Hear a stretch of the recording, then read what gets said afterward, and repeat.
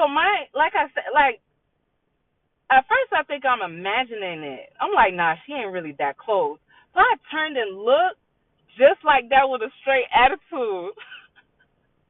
Man, y'all don't even like this and like that, but I felt that was disrespect. Like, why are you so? I don't even do that. I don't even do that. And I've known her for so long. I don't like mixing like that, so I'm not gonna be buddy buddy with you or whatever. Yeah, we used to kiki and like crack jokes at each other, but I would never jump in the bed with him like that. When you jump in the bed, that's me. You. So Jolene looks at me and she's like, "Oh yeah, that's Kay." And then when Kay seen that I was in the back, she like instantly jumped to the other side of the bed. So she was like, "Oh," Jolene was like, "Come, let me introduce you to my bestie, my wifey, my everything." Like that's what she used to refer to me all the time.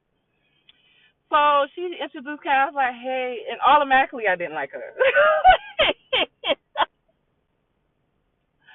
Something about her spirit, I don't know what it was, and I'm that type of person. Like I won't judge you off of.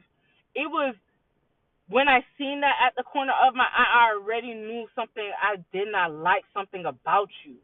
There was something because one, you too comfortable jumping on this man. That's your best friend's quote unquote long time boyfriend. Way too comfortable. And then the weekend that I was over there for 3 days straight, you didn't even call to check up on your son.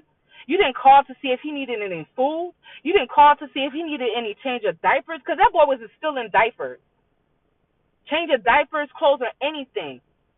What kind of mother are you? So I already knew something about this girl. I was like, hey, how you doing? Whatever. And Jolene just every oh, this is the one with the 6 kids. She's a great mother. She's just like telling Kay all about me, bragging about me or whatever. Kay feeling some type of way. She's like, oh well, she's like, oh, does her son need anything because she's about to, go to her sister's house because they're having a barbecue too. So why don't you just take your son with you? Not trying to say anything, but that's his kin too, right?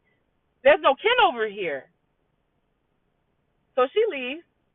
Man, I'm there for the whole weekend. So I was like, I automatically tell, I don't like her. I tell Jolene just like that, I don't like her. She's like, no, you got to get to know her. I know she comes off like, I was like, no. Why didn't she take her son with her? Why didn't she leave y'all some money? Why didn't she say, okay, I'm going to come back with some diapers, some wipes, or anything for her child? Why is it y'all constantly coming out for this child? Meaning like, not meaning like they shouldn't, but that's the type of heart Jolene has. Like she's still gonna provide stuff for the kids or whatever, but she's not gonna let them go without. But once again, this girl was just here. Why didn't you just take your child with you to his family house? What you really doing? Mind you, I was there until like we was there until Friday all the way to Sunday till I had to come back and go to work and everything. That girl did not call until like 8 o'clock at nighttime when I was about to leave. Yeah, something's not right about her. Something's not right about her. So then all of a sudden, the next weekend that I'm there, I get there, Jolene proceeds to tell me that, oh, that when Kay came back to get her kids, she was all in Jolene's face, talking about, oh, I gave her an attitude. She already acting I'm acting like I'm too good, and I said I don't like her. I'm sorry she felt that way, but I never said that I didn't like her. I just already knew that I did not like her. That's why I knew it was either one of them kids going back to tell her or Nixon was going to tell her that, because I never said that. I said that to Jolene. So then we're like out. I'm smoking my black or whatever. We both smoking blacks or whatever. And then Jolene was like, I need to talk to you. I said, talk to me about what?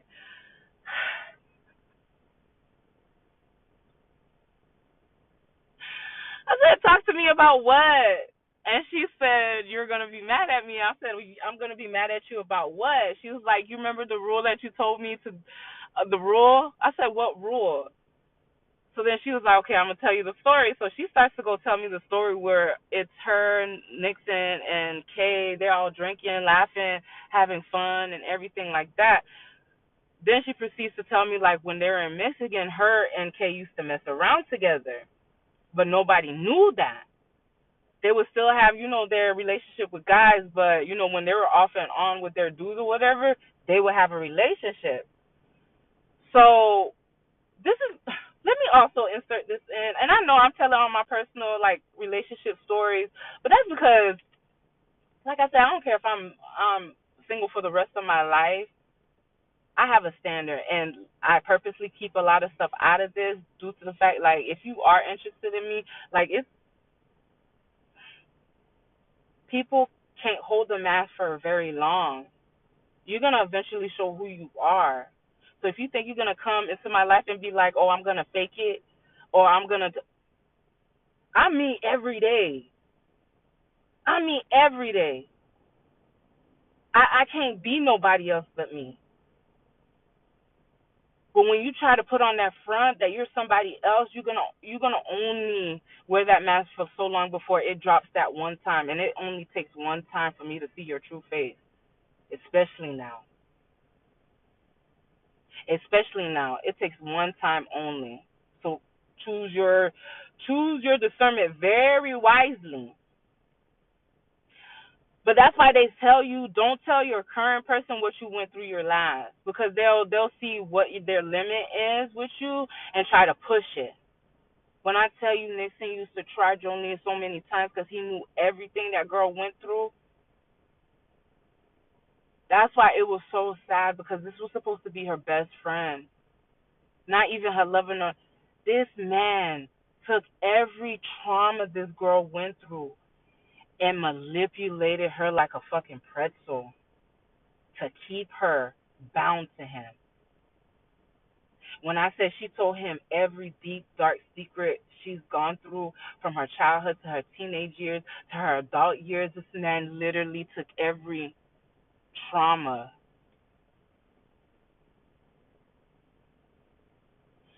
this woman been through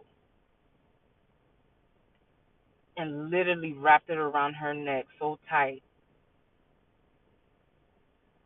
I haven't spoken to these people. It's probably going on 2 years, but